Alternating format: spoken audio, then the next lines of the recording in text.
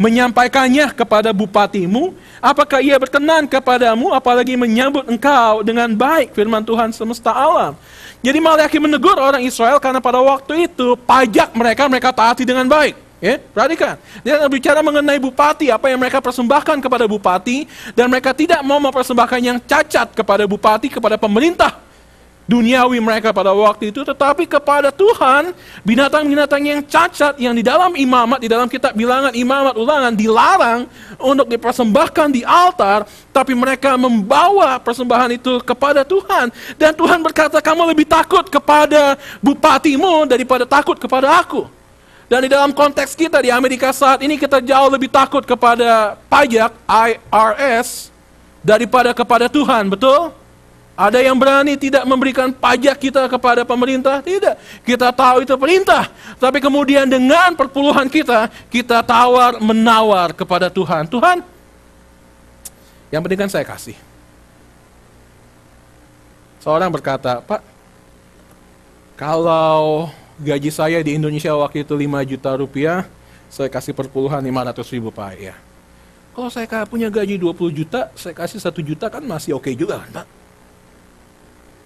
Lalu orang kemudian berkata, Pak, apakah perpuluhan after tax, sesudah tax atau belum? Saya berkata, kenapa kamu nggak tanya sekalian? Sesudah dipotong Walmart, sesudah dipotong tagihan kartu kredit, baru semuanya baru kamu berkata, oke, ambil perpuluhan dari sisa-sisanya. Nah, saya ingin katakan kepada Anda, jangan hitung-hitungan dengan Tuhan. Saya belum berani untuk memiliki iman setingkat dengan ayah dan ibu saya. Mereka memberikan 3/10 dari apa yang mereka berikan kepada Tuhan. Dan mereka berani sekali. Dan saya berkata, oke, 10 plus 1 masih oke, 10 plus 20. Saya walaupun sudah terpanggil dalam pelayanan masih berpikir-pikir juga. Tapi intinya bukankah lebih dari 10 atau intinya adalah apakah Anda sungguh-sungguh tahu bahwa ini adalah perintah Tuhan, ini adalah kewajiban bagi Tuhan. Saya dilahirkan di gereja baptis, dari kecil saya orang baptis, sampai sekarang saya orang baptis, tetapi dalam kehidupan saya pernah 6 bulan saya menjadi Katolik. Wah, pernah dalam 6 bulan saya menjadi Katolik. Oh ya? Ya. Waktu saya kuliah di IT Serpong, Institut Teknologi Indonesia Serpong, saya Katolik. Kenapa Katolik? Jadi ceritanya begini, pengakuan. Jadi Anda tahu kalau Anda mengundang pengkhotbah, seringkali Anda akan tidak sadar bahwa dalam 5 tahun, 10 tahun dia berkhotbah, ada banyak pengakuan demi pengakuan yang dia berikan. Nah, salah satu pengakuan yang saya katakan adalah, pada waktu saya kuliah, saya tahu dosen agama, ya, di sana kan ada mata kuliah agama ya untuk teknik. Dosen mata kuliah agama Kristen Protestan, killer, galak sekali.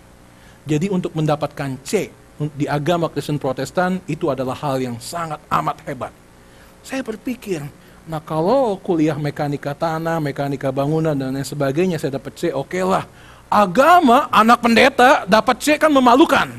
Lalu saya dengar-dengar di percakapan kampus, kalau ambil mata kuliah Kristen Katolik, hadir setiap minggu aja dapat C. Beli buku dari dosennya dapat B. Saya pikir, that's a good deal. Ini yang baik. Jadi masuklah saya ke mata kuliah Kristen Katolik setiap minggu. Wah, duduk dengar ajaran sini. Nah, Anda yang kalau masih beragama Katolik, saya tidak menyinggung Anda, tapi saya menikmati nilai A pada waktu itu daripada dapat C. Jadi kalau Anda melihat transkrip saya, agama Katolik, pendeta gereja baptis.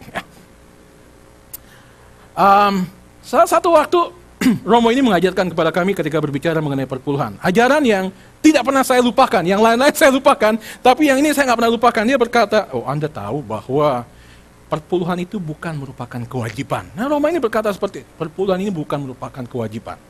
Dia berkata, coba kalian bayangkan. Kalau semua orang Kristen kasih perpuluhan, betapa kayanya gereja-gereja kita. Oh, saya pikir, oh hitung-hitungan sih Romo sama gerejanya.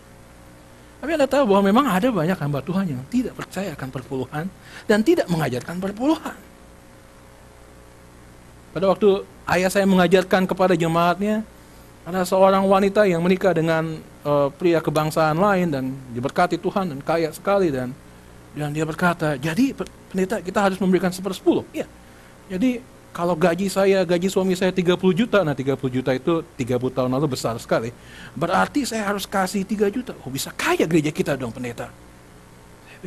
Dan wanita ini kalau memberikan perpuluhan, piring persembahan diedarkan, pasti agak lama piringnya di depan dia. Dan semua orang itu dia buka dompet. Pilih. 1.000 perak dia kasih. Dan dimasukkan lagi dompetnya. Dia tidak rela untuk memberikan yang terbaik kepada Tuhan. Saya ingin mengatakan kepada Anda, perpuluhan bersifat perintah, bersifat kekal, dan bersifat menyeluruh. Dan kita tidak boleh tawar-menawar dengan Tuhan. Ini kita harus memberikan kepada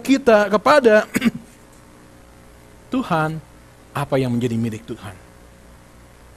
Yang ketiga, perpuluhan mengindikasikan kepedulian kita akan misi dari Tuhan.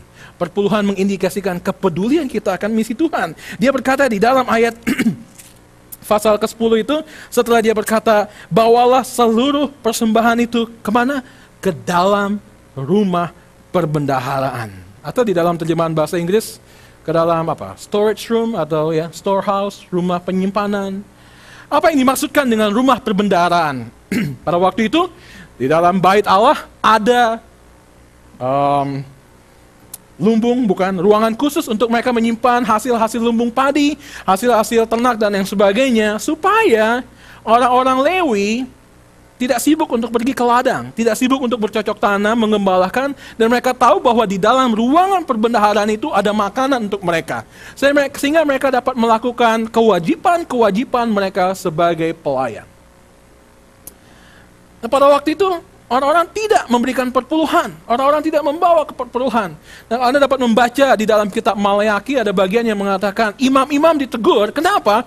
Karena mereka sibuk dengan ladang-ladang mereka, sibuk dengan lain dan sebagainya. Dan Tuhan menegur mereka. Tapi satu hal kita harus pahami dari konteks pada waktu itu, tidak ada apa-apa di dalam rumah perbendaharaan sehingga mereka harus sibuk, dan akibatnya mereka menelantarkan tugas mereka di dalam rumah Tuhan. Kewajiban-kewajiban yang mereka harus lakukan, mereka telantarkan. Kenapa saya katakan perpuluhan mengindikasikan kepedulian kita akan misi Tuhan? Ini berhubungan dengan sebenarnya kemana perpuluhan itu harus dibawa. Seringkali orang yang memberikan perpuluhan juga bertanya, apakah harus ke gereja? Bolehkan kita memberikan perpuluhan kita kepada hamba Tuhan itu, kepada para church, kepada para gereja ini, lembaga pelayanan ini, dan lain sebagainya. Pada waktu saya memulai pelayanan di SDA Baptis Jakarta, teman saya berkata, Ron, boleh nggak saya kasih perpuluhan ke STTBJ? Wah, saya tahu gaji dia gede. Saya tergoda juga untuk berkata, silakan. Saya berkata, dua hal. Saya senang, siapa yang nggak senang dapat sumbangan? Saya senang, saya tidak setuju. Kenapa? Saya sangat amat percaya bahwa perpuluhan harus ke rumah Tuhan. Kalau Anda mau mendukung pelayanan-pelayanan yang lain, itu semua di atas perpuluhan Anda. Kenapa? Perjanjian lama mengajarkan kepada kita rumah perbendaharaan. Perjanjian baru mengajarkan kepada kita di dalam kitab Kisah Para Rasul bahwa mereka membawa hasil penjualan rumah mereka, tanah mereka, ladang mereka, dan lain sebagainya dibawa kemana? Ke kaki para rasul pada waktu itu. Dan di mana kaki para rasul? Rasul-rasul berada pada waktu itu di dalam rumah Tuhan. Dan saya sangat memiliki keyakinan bahwa Anda harus memberikan perpuluhan ke dalam rumah Tuhan. Saya sangat yakin, saya nggak malu untuk berbicara di sini, karena saya tahu misi dari gereja ini dan apa yang dilakukan oleh gereja ini. Saya berkata kepada beberapa anggota gereja di Indonesia, kalau gereja Anda tidak lagi menjalankan misi Tuhan, tidak lagi taat kepada amanat agung, Anda boleh memberikan perpuluhan kepada yang lain. Karena perpuluhan bukan untuk terus membangun gedung, memberikan peralatan ini dan lain sebagainya. Untuk misi yang harus Tuhan jalankan melalui gereja ini. Tapi boleh juga kalau Anda berkata, oh daripada saya kasih perpuluhan ke gereja lain, dan gereja tempat saya tidak melayani, tidak melakukan misi, cari gereja yang melakukan misi dan setia kepada perpuluhan di situ. Sekarang saya bingung untuk memberikan perpuluhan. Kenapa? Saya jadi anggota 2 gereja di Amerika dan 1 gereja di Indonesia dan juga masih gereja. Jadi saya pikir perpuluhan saya harus dibagi kemana-mana. Jadi saya senang untuk yakin akan hal ini dan tahu mengajarkannya dengan benar. Saya akan menutup, karena masih ada 2 poin lagi, tapi saya ingin menutup bagian ini dengan memberikan ilustrasi yang sangat amat sederhana kepada kita mengenai perpuluhan. Misalkan saya punya 5 sendok emas.